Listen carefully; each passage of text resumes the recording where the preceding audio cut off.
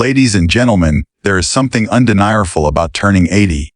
It's a milestone not everyone reaches, and those who do are marked by a unique kind of wisdom and clarity that can't be taught, only lived. But make no mistake, crossing that line into your 80s brings changes. Some that surprise you, some that challenge you, and others that quietly transform your very way of seeing life. Whether you like it or not, these things begin to happen, and they hold truths worth sharing. Let me walk you through 5 of them. Before we begin, if you have not subscribed to my channel yet, make sure to hit that subscribe button and turn on the notification bell so you never miss any video. Number 1. Your world gets smaller, but deeper.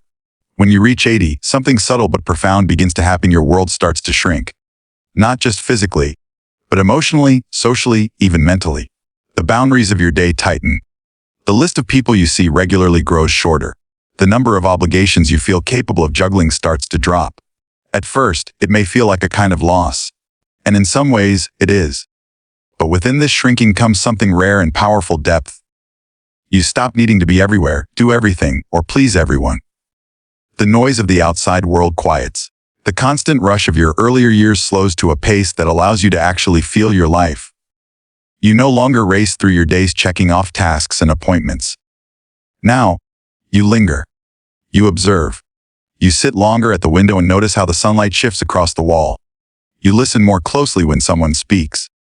You begin to taste the stillness that once seemed foreign, even frightening. The people around you change too. Some drift away because of distance or death. Others leave because they were only ever meant to be in the fast-paced chapters of your life. At 80, you don't just lose friends. You distill them. What's left is a handful of people who matter more than all the crowns you used to chase. There's something comforting about knowing the relationships you now have are built on something solid: time, truth, and tenderness. You no longer feel the need to perform or impress. You just want to connect, honestly and deeply. The same goes for your interests. You don't crave novelty in the same way. You may no longer have the energy or mobility for grand adventures or nonstop stimulation. But that doesn't mean life gets dull. Quite the opposite. You find meaning in repetition. A familiar cup of tea, a walk to the same park bench, a song from decades ago that still makes you tear up. These little rituals take on a sacredness because you are finally still enough to appreciate them. Conversations begin to change too. You're not interested in gossip or surface talk. You want to know how someone's really doing. You want to talk about life, regrets, love, loss, faith. And if others aren't ready for that, you're okay sitting in silence. You start to understand that silence doesn't mean emptiness. Sometimes it's where the most profound things are felt. You're no longer afraid of the quiet. You start to find peace in it. And while the world around you may seem to get smaller, your inner world expands. Memories visit you like old friends. You reflect more, not out of nostalgia, but to make sense of the journey you've lived. You connect dots that didn't make sense before. You forgive people and yourself more easily. You stop holding on to old anger because you finally see how heavy it was. You don't have the energy to carry bitterness, and now you know you never really needed it anyway. The depth that comes in your 80s isn't just emotional or spiritual. It's practical too. You begin to live with intention. You say no more easily. You conserve your energy for what really matters. You know your time is limited, so you stop wasting it on things that drain you. That kind of clarity only comes with age, and it is a gift. And perhaps most strikingly, you realize how much more you feel. The tears come quicker. So does the laughter. A grandchild's smile, the scent of rain, the touch of a hand. They don't just pass by you. They move through you. Because now, with all the distractions stripped away, your heart is wide open to the moment in front of you. So yes, your world may shrink in size. You may not go as far or see as many people or take on as many roles. But what you have left becomes infinitely richer. You experience things more fully. You love more deeply. You notice more clearly. Life doesn't get smaller at 80. It just gets deeper. And in that depth lies a beauty you may never have known before. Number 2. Your body demands respect, or it will break down. By the time you reach 80, your body is no longer a silent partner in your life. It speaks up, loudly. Every decision you made in your younger years, what you ate, how much you moved, how often you rested or didn't, starts to show its effects. You can't push through pain like you used to. You can't ignore signals and expect to bounce back. At 80, your body demands respect. And if you don't give it that respect, it begins to break down in ways you can't always fix. In earlier decades, you might have taken your body for granted. You may have stayed up late, skipped meals, or ignored that aching back. Maybe you used to treat sleep like an optional part of life. Perhaps you thought exercise was only for aesthetics or youth. But at this age, every small neglect becomes a cost. Your joints are less forgiving. Your muscles weaken faster. Your bones feel every misstep. If you skip stretching, you feel it. If you don't hydrate enough, your entire system struggles. Your body becomes less of a machine and more like a delicate instrument. It needs care, tuning, and attention. And that's not a punishment, it's a reminder. This body has carried you through so much. It's weathered stress, heartbreak, joy, illness, and laughter. It has healed, held on, and kept going for 80 years. But now, it needs something different from you. It doesn't need pushing. It needs partnership. It needs you to listen when your knees ache, to rest when you're tired, to move gently but consistently. The old, no pain, no gain mindset no longer applies. Pain is not a badge of honor anymore, it's a warning. Even the things you used to consider simple, getting out of bed, tying your shoes, going up a few stairs, can become daily challenges if you're not attentive. But here's the truth, just because your body slows down doesn't mean it has to stop. Movement is still vital. You might not lift heavy weights or jog miles, but walking, stretching, balance exercises, and light strength training can make a world of difference. Your body responds to effort even at 80. In fact, especially at 80. Because inactivity at this stage doesn't just mean you lose strength. It means you risk losing independence. It's not just about exercise. It's about the full picture. Sleep becomes more important than ever. Nutrition plays a key role in how alert you feel, how your immune system functions, how well your brain works. Eating real, nourishing foods and staying hydrated can improve your energy, your mood, and your longevity. Skipping meals, surviving on processed food, or forgetting to drink enough water has real consequences now. There's less room for error, which means more need for care. And then there's fall prevention, something most people never think about until it's too late. One wrong step, one moment of imbalance, and life can change dramatically. Falls at this age often lead to injuries that never fully heal. But here's the empowering part: many falls are preventable. Strengthening your legs, improving your balance, making your home safer, wearing proper shoes. All of these are signs of respecting your body, not signs of weakness. Respect also means accepting your limits. You don't need to keep up with anyone else. You don't have to apologize for resting more, moving slower, or choosing comfort. You've earned the right to listen to your body without shame. Pushing through fatigue might have impressed people when you were 40, but at 80, it can send you to the hospital. Wisdom now means choosing what keeps you safe and healthy, not what keeps you looking strong. Perhaps most important, respecting your body means appreciating it. Too many people look at their aging bodies with criticism, frustrated by wrinkles, gray hair, slower movements. But this body is the reason you're still here. It's a living history of your life. Those hands have held loved ones. Those legs have carried you through decades of days. That heart has beaten through heartbreak and joy. That face has smiled, cried, and witnessed life unfolding. So yes, your body at 80 demands respect, not because it's failing, but because it's been faithful. It's asking you to care for it the way it's cared for you. And when you listen, when you honor its signals, feed it well, move it kindly, it will carry you further than you thought possible. Not because it's strong in the way it once was, but because now it's strong in the way that truly matters, with resilience, wisdom, and grace. Number 3, time becomes a fierce teacher. When you reach 80, time no longer feels like the endless river it once was. It narrows, deepens, and speeds up all at once. Days go by faster, yet their meaning hits harder. You stop measuring time in years and begin measuring it in moments.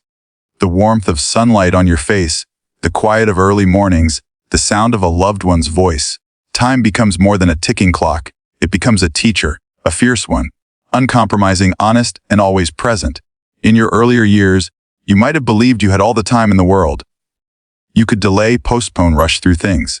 You could say, "I'll do it later," and feel justified. But when you turn 80, later becomes a fragile word. There are fewer tomorrows to count on. This doesn't always feel comfortable. Sometimes it brings a wave of regret or sadness, but it also brings clarity, a laser-sharp understanding of what truly matters. Time strips away the trivial and forces you to face your life for what it really was, and what it still can be. You begin to reflect more deeply, not just on what you did, but on how you lived. Did you love enough? Did you say what needed to be said? Did you chase the right things? Or were you too busy proving something to others or to yourself? Time pushes these questions to the surface. It doesn't allow you to look away. And though that can be difficult, it is also profoundly necessary, because those answers help shape how you spend what time you still have. Time at 80 no longer rewards speed. It rewards stillness, patience, and presence. You start to see how many beautiful moments you missed, simply because you were rushing to the next thing. Now, when you sit quietly, it's not out of boredom, it's out of wisdom.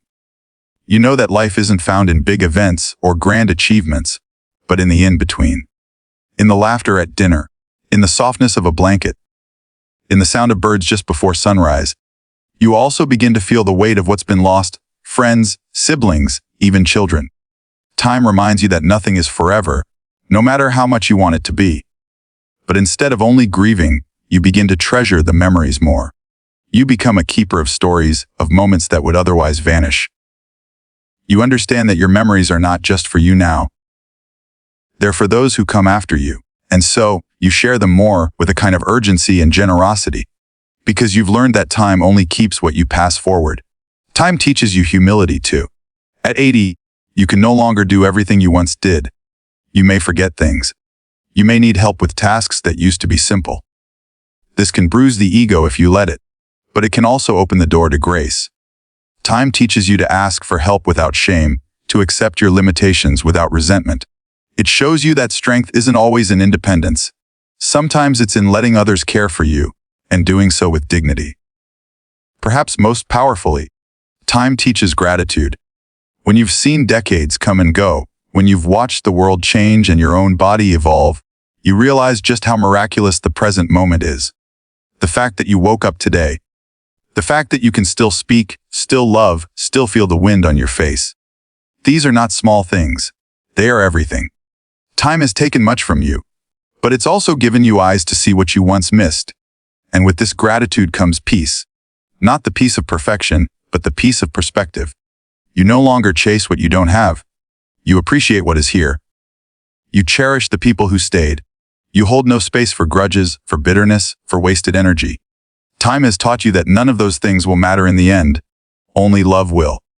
So yes, time is a fierce teacher. It doesn't always speak gently. It doesn't wait for you to be ready. But it teaches the most important lessons of life. How to let go, how to hold on, how to forgive, how to feel, and how to truly live. Not later, not someday, but now. Because that's all there ever really is. Number 4, people treat you differently. Sometimes with pity, sometimes with reverence. When you turn 80, you start to notice something in the way people look at you. It's subtle at first. A pause in their tone, a shift in their eyes, the way they either speak louder than necessary or suddenly go quiet around you. People begin to treat you differently, and it doesn't always feel the same. Sometimes it comes with reverence, a kind of deep respect for the life you've lived and the wisdom you carry. But other times, it's pity, a quiet, often unintended signal that they see you as someone fragile, someone who has outlived their usefulness, someone fading into the background of life. This change in perception can be disorienting. For decades, you were seen as strong, capable, opinionated, active. You built things, raised families, contributed to society, made decisions. But now some people look at you and only see your age. They don't see your story. They don't see the nights you stayed awake worrying about your children, the years you worked long hours, the dreams you chased, or the sacrifices you made. Instead, they see slower steps, a wrinkled face, maybe a cane or a hearing aid, and they make assumptions. They may speak to you as if you've lost your sharpness, your agency, your value. They may offer help before you've even asked for it, not out of kindness, but out of the belief that you must need it. They may avoid real conversations, thinking you wouldn't understand, or worse, wouldn't care. This kind of pity doesn't come with cruelty. It often comes from ignorance or fear of their own aging, fear of facing mortality, but it can still sting. It can still make you feel invisible in a world you helped shape. Yet, in contrast, there are also moments when you are met with deep reverence. People who lean in to hear your words, who ask you about your past not as a formality, but with genuine curiosity, who see your age as a badge of honor, not as a burden. These are the people who understand that aging isn't something to hide, something to respect. They know you've lived through decades they can only read about in books. They sense that the calm in your voice comes not from detachment, but from understanding what matters most. There's a beauty in that reverence. It reminds you that you still have value, not because of what you can physically do, but because of who you are. At 80, you become a living library of life experience. Your advice isn't theoretical, it's tested. Your insights aren't abstract, they're earned. And when someone truly listens, when they look at you and see the human being behind the age, it can be one of the most affirming feelings in the world. But there is a kind of power in how you choose to respond to both pity and reverence. When someone underestimates you, you can let it make you bitter, or you can let it make you bolder. You can speak with more conviction. You can carry yourself with pride, not arrogance. You can challenge the assumptions, not with anger, but with grace. Show them that wisdom doesn't need to shout. Show them that dignity doesn't ask for permission. And when you're treated with reverence, embrace it, but not as flattery. Let it remind you that your presence still matters, that you still have influence, that your words still carry weight. Your story, your laughter, your memories, these are treasures that others can't get anywhere else. So yes, people treat you differently when you reach 80. Some will shrink you into a stereotype. Others will raise you into a symbol. But the truth is, neither of those versions is the whole of who you are. You are not just old. You are still becoming, still learning, still feeling. And whether the world sees it or not, your value hasn't faded, it has deepened. You don't need everyone to understand that. You just need to walk in it. Carry your history with pride. Speak with quiet authority. Smile when they underestimate you. And keep offering your truth, whether it's welcomed or not. Because at 80, you've earned the right to be seen for more than just your age. You've earned the right to be fully human. Number 5, your legacy begins to speak louder than your voice. At 80, something begins to shift in a way you can't always explain. Your voice may grow softer, your steps slower, your presence quieter, but something else rises in its place. Your legacy. It begins to speak louder than your words ever could. People start to remember you not just for what you say, but for how you've lived. Not just for the sound of your voice, but for the echo of your actions. You start to notice it in small moments. A grandchild repeats something you once told them years ago, something you barely remember saying. A friend recalls the way you showed up for them during a hard time. A neighbor mentions how your kindness shaped the way they think about aging. These aren't loud announcements. These are soft ripples, the kind that keep moving long after you've left the room. At this stage in life, you begin to understand that your true impact isn't always something you can see or measure.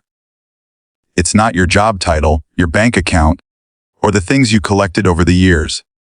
It's how you made people feel. It's how you handled adversity. It's how you treated others when you had nothing to gain. These things don't fade.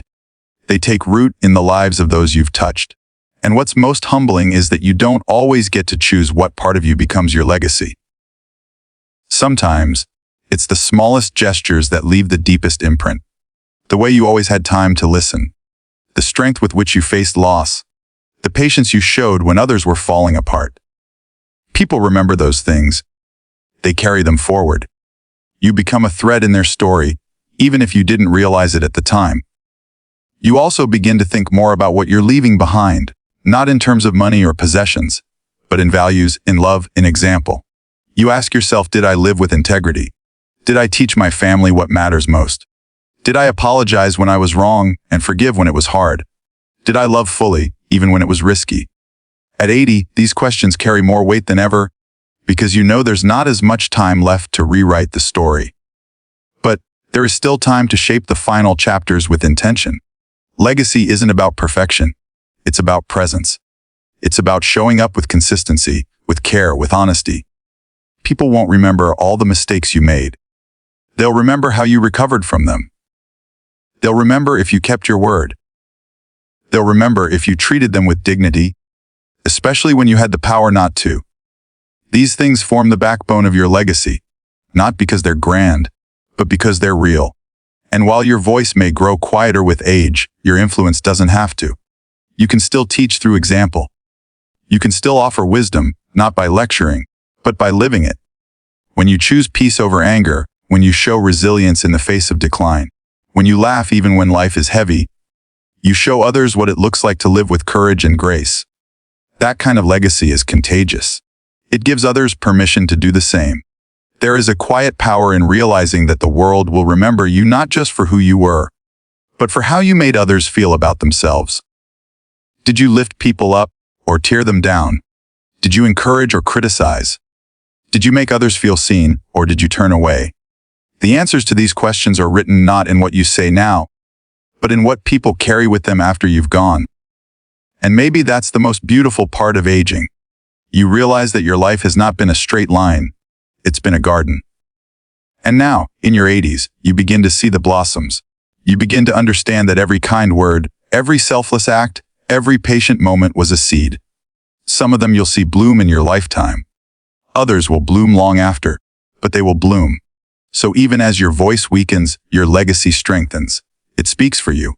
It walks into rooms you'll never enter. It touches hearts you'll never meet. And it reminds the world not just that you lived, but how you lived. And in the end, that's what matters most. So yes, once you turn 80, certain things will happen, whether you like them or not. But with those changes comes an invitation to live slower, love deeper, reflect harder, and walk lighter. You've come so far. This chapter isn't the end. It's the summit, where the view is clearer than ever before.